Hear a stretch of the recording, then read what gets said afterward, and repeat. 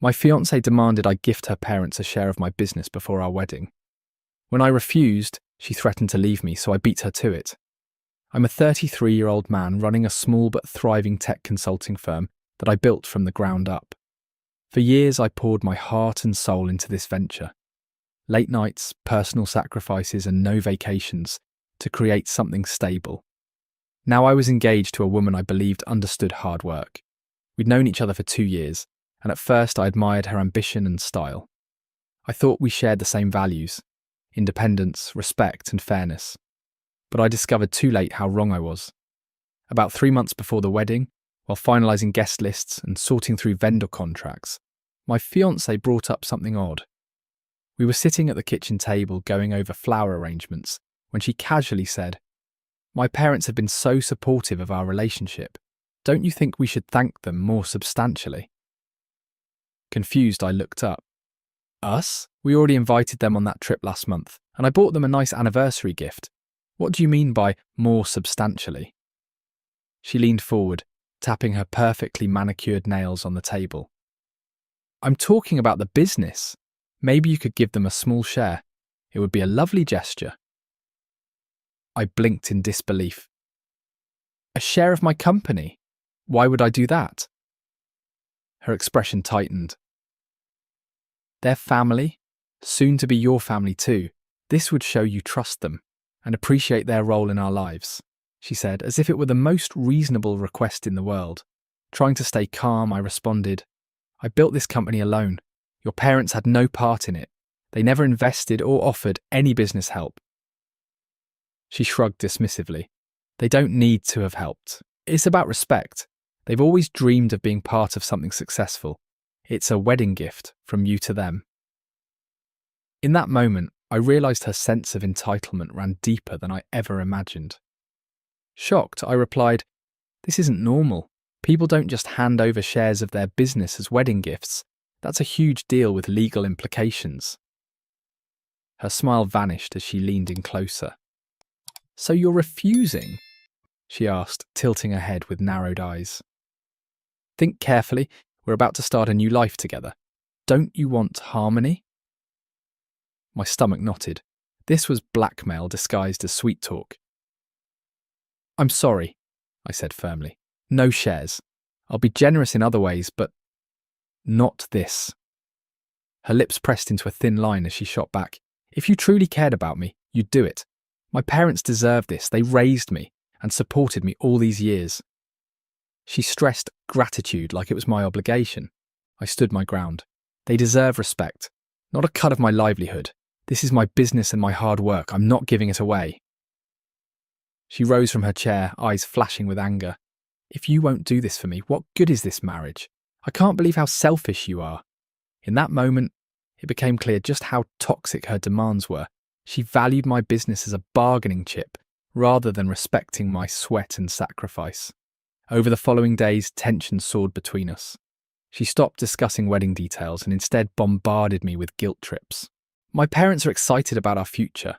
Don't you want them to feel included? Or do you really love me if you can't do this one thing?" she pressed.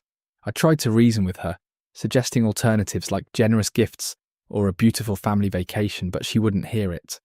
The only gift that mattered in her eyes was a stake in my company. One evening, after a strained dinner, she dropped a bombshell. "If you refuse to give my parents a share, I might have to reconsider marrying you." Her voice was icy, her gaze challenging. My heart clenched. She was threatening to end our engagement over this absurd demand. Was I engaged to a partner or a ruthless deal-maker? I took a deep breath. "Are you serious? We're weeks from the wedding, and you'd throw it all away because I won't sign over part of my business?" She crossed her arms defiantly. "You talk about love, but you're not willing to sacrifice. My parents deserve to benefit from your success. It's not like you can't afford it." Her sense of entitlement stunned me. "This isn't about money. It's about principle, trust, and fairness. Your parents did nothing to earn a stake in my company. Do you think I'm just a bank account for you and them?" Her lips curled into a disdainful smile. "If that's how you see it, maybe we shouldn't get married. Maybe I should find someone who values family more." The arrogance in her tone was unmistakable. I realised she never saw my business as mine. She viewed it as an asset she could manipulate. If she was like this now, what kind of future would I have with her as my wife? A lifetime of demands, threats, and betrayals. The next morning, I met with a lawyer friend and explained the situation. My fiancée demanded I gift part of my LLC to her parents. My lawyer's eyebrows shot up in surprise. "That's a huge red flag," he said firmly. "If she's already making these demands now, imagine what will happen after marriage. Legally transferring shares would complicate everything. If you divorce later, her parents might remain partial owners. Don't do it." I nodded, my resolve hardening. I decided I wouldn't just refuse, I'd protect myself. If she ended the engagement, so be it. But I wouldn't wait for her to leave me. I'd take control. I started preparations quietly, updating legal documents to ensure my business shares remained solely in my name and setting aside personal finances in separate accounts. The following night, she confronted me again. "So have you changed your mind?" she asked, tapping her foot impatiently. I shook my head firmly. "No, I'm not giving them anything." Her eyes narrowed dangerously. "Then I'm done. I can't marry someone who doesn't respect my family." She turned as if to leave the room triumphantly, but I spoke calmly. "Don't bother. I've decided to call off the wedding myself. We're over."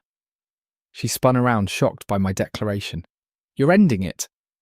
Her voice wavered as if she expected me to beg her not to go. Instead, I was the one walking away from her manipulations. The shift in power unsettled her visibly.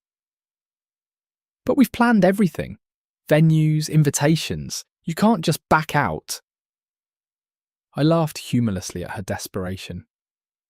"You threatened to leave if I didn't cave. Now I'm calling your bluff. I won't be blackmailed into giving away what I've built." The wedding was off. Panic flickered in her eyes as reality sank in. She tried another angle. Tears began to well up in her eyes as she pleaded, "I was just trying to secure our future, to bring our families closer."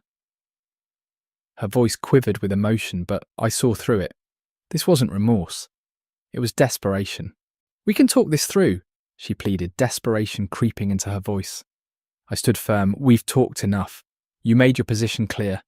My worth to you is tied to what I can give your parents. That's not love." She tried to twist the narrative, insisting, "You're misunderstanding. It's a cultural thing. My parents expected a gesture." I shook my head, refusing to accept her justification. If it was just a gesture, why threaten to break up? This is extortion, not culture. As the truth settled between us, her mask slipped. "Fine," she hissed, anger radiating from her. "I was testing your loyalty and you failed the test." My blood boiled at her words. "You don't test your fiancé by demanding a share of his company. That's manipulation, plain and simple." With her schemes exposed, she turned vicious, accusing me of being selfish and small-minded. "You have so much, yet you won't share a tiny piece. You're greedy." She spat, her voice rising in fury. I remained calm in the face of her rage. "Greedy? I built that company alone. I owe your parents nothing. Your attempt to strong-arm me proves who's truly greedy." I escorted her out of my house, and that night, she screamed threats from outside my door. "You'll regret this. I'll tell everyone you abandoned me. That you're a liar."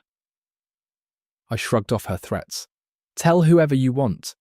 I've documented your demands and threats. If you try to tarnish my reputation, I have evidence." I had recorded some of our conversations just in case. Legal advice suggested it was permissible since I was part of the conversation. It was my insurance against her false accusations. She froze when I mentioned evidence. "You recorded me?" Her face went pale as realization dawned on her. She knew her words wouldn't look good to anyone, family, friends, or even a judge. The next few days were chaotic. She tried contacting my relatives, crying that I'd mistreated her, but when I forwarded snippets of her demands to them, they began to understand my decision. Mutual friends reached out in shock at her audacity. Some sympathized with her initially, but most sided with me once they heard the full story.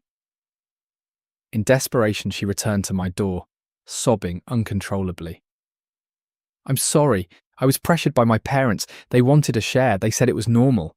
I love you. Don't leave me." This sudden change of tune left me cold. "If you truly loved me, I replied firmly. You wouldn't have threatened to walk away over money. She fell to her knees, begging for forgiveness, as tears streamed down her face. But it was too late for that now. I wouldn't be her pawn in this game anymore. As I watched her plead for another chance, I felt no triumph, only relief at having dodged a lifetime of manipulation.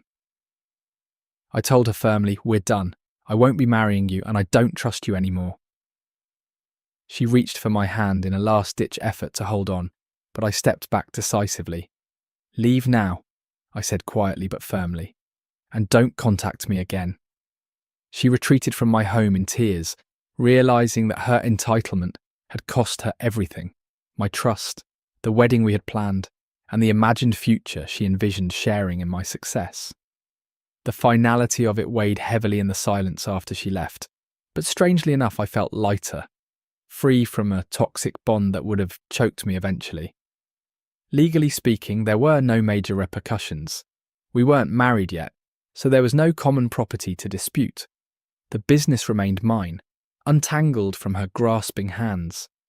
I filed a cease and desist order through my lawyer as a precautionary measure against any potential defamation attempts on her part. Her parents tried calling once to ask if there had been a misunderstanding on their daughter's part. I told them the truth. Their daughter had demanded a business share as a condition for marriage. They stuttered out excuses and apologies, but I ended the call without hesitation.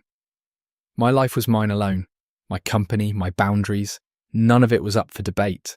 In the weeks that followed, I dedicated myself to my work, my team, and my own well-being.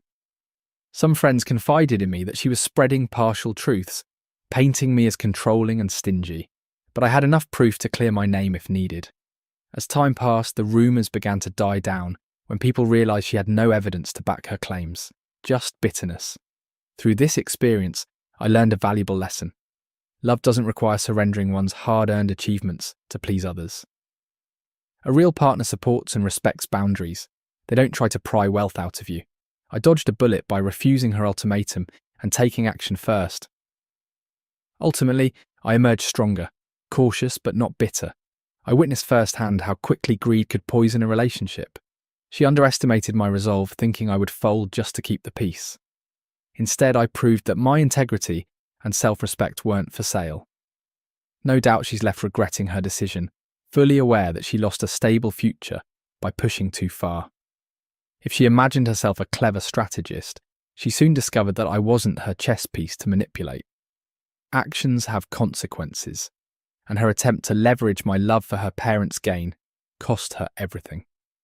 Did you have a favourite story from today? Let us know in the comments below. And while you're at it, give us a thumbs up and subscribe for more Reddit tales.